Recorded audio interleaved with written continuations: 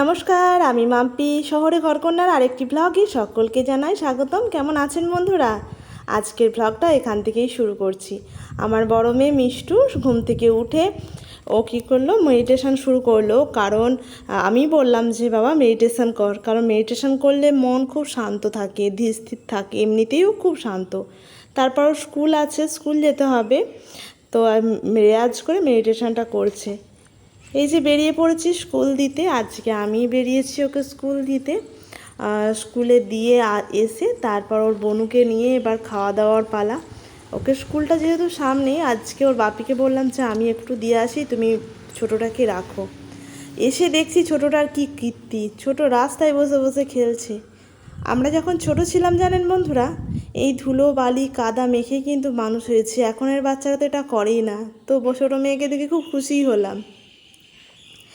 বড় মেয়ে স্কুল থেকে চলে এলো, আজকে ওর বাপি আনতে গিয়েছিল। তো আসার পর ও খাওয়া দাওয়া করে স্কুলের কিছু হোমওয়ার্ক সেরে রাখলো, তাহলে সন্ধেবেলা অত চাপ নিতে হয় না। এদিকে আমি স্নানটা সেরে কিছু কাচাকুচি করেছিলাম, ওগুলো মিলতে গেলাম ছাদে। আর এদিকে দু বোনে ওরা খেলা করছে, আর আমি ভিজে জামা কাপড়গুলো মিলে দিই। আজকে প্রচুর গরম, কিন্তু রোদটা সেভাবে বেরোয় না, কিন্তু গরমটা অতিরিক্তই আছে। সকালের আবহাওয়াটা দেখে ভেবেছিলাম বৃষ্টিই হবে, বর্ষা বোধহয় নেমেই গেল। কারণ এতই আকাশটা ধরেছিল, আমার মনে একটা অন্যরকম খুশি হচ্ছিল। বৃষ্টি হলে জানেন তো মনের মধ্যে একটা খুব খুশি হয়, খুব আনন্দ হয়। আপনাদের হয়? আমার তো ভীষণ হয়। বৃষ্টি আমার ভীষণ ভালো লাগে, আনন্দ হয় মনের মধ্যে। তো সকালবেলার মেঘটা দেখে মনে হয়েছিল যে বৃষ্টি আরম্ভ হয়ে যাবে, কিন্তু হলো না। এখন বাজে প্রায় 10:30। বৃষ্টির কোনো নামগন্ধ নাই। অতিরিক্ত গরম, অতিরিক্ত গরম।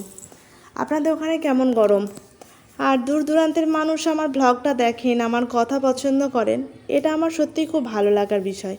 সবাইকে বলি, যারা ব্লগটা দেখবেন তারা প্রত্যেকে একটা করে কমেন্ট করবেন এবং লাইক করবেন। যদি ব্লগটা ভালো লাগে অবশ্যই শেয়ার করবেন বন্ধুদের সাথে। সাধারণ জীবনে সাধারণ ঘরকন্যা নিয়েই আমি আমার ব্লগটা বানাই। এই যে এসেই রান্নাবান্নাটা বসিয়ে দিলাম। ছোট বাচ্চার সংসার মানে বুঝতেই পাচ্ছেন, সকাল সকাল রান্নাটা সেরে নিলে কি হয়, ওদেরকেও সকাল সকাল খাইয়ে দিতে পারি। বিশেষ করে ছোটোটা, ওকে খাওয়াতে তো প্রায় আমার 1-1.5 ঘন্টা সময় লাগে। তাই আমি রান্নাটা এসেই বসিয়ে দিলাম। আর এদিকে দু বোনে খেলা করছে। চিমনিটা দেখতে পাচ্ছেন তো, চিমনিটা কেন জানি না ডিস্টার্ব করছে, কোনো কিছু ভালো অ্যাবজর্ব করছে না ধুঁয়ো। আমি ওর বাপিকে কবে থেকেই বলছি যে গ্যাস ফ্যানটা লাগিয়ে দাও, গ্যাস ফ্যানটা লাগিয়ে দাও, কেন চিমনিটা ডিস্টার্ব করছে বলে বেশি তেল চিটচিটানি হয়ে যাচ্ছে কিচেনটাতে। তো ওর বাপির সময় হয় না, গ্যাস ফ্যানটা পাশে পড়েই রয়েছে। আর এই চিমনিটা যে কী হয়েছে বুঝতে পারলাম না। চিমনিটা মিস্ত্রি এসেছিলো, সারিয়ে গিয়েছিল, তবুও চিমনি চলে, কিন্তু মনে হয় যেন ভালো অ্যাবজর্ব হয় না ধোঁয়াটা।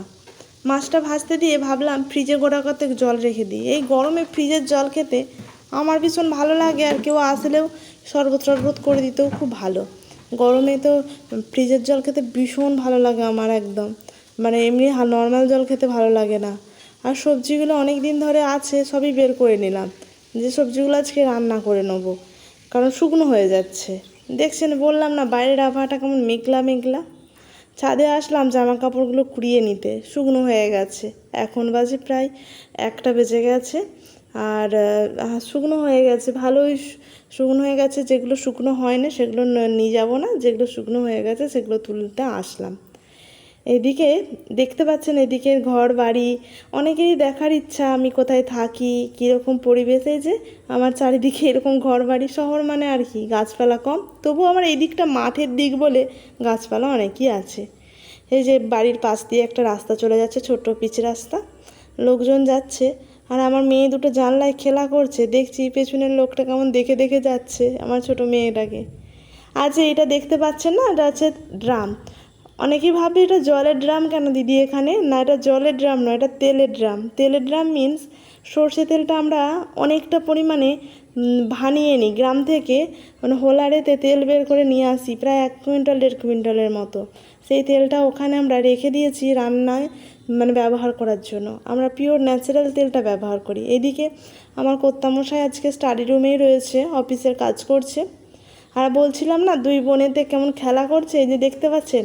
আমার এই রুমের জানলাটা খুব বড়, আর জানালায় বসে বসে রাস্তাটা দেখতে পাওয়া যায়। আর ওদিকে বাড়ির সেম দুটো বাচ্চা, ওদের বয়সী, তারাও কথা বলে আর ওরাও কথা বলে। এবার বাচ্চাদেরকে খেতে দিতে হবে, খেতে দেওয়ার পালা, আমরাও খেয়ে নেবো।